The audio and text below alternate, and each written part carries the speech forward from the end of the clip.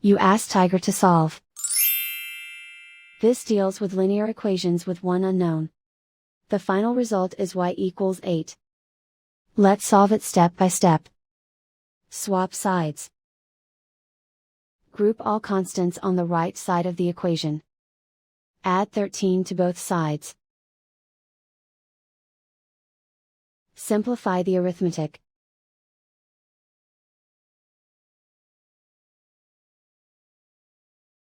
Isolate the y. Multiply both sides by 4. Group like terms. Multiply the coefficients. Simplify the fraction. Simplify the arithmetic. And so the final result is y equals 8.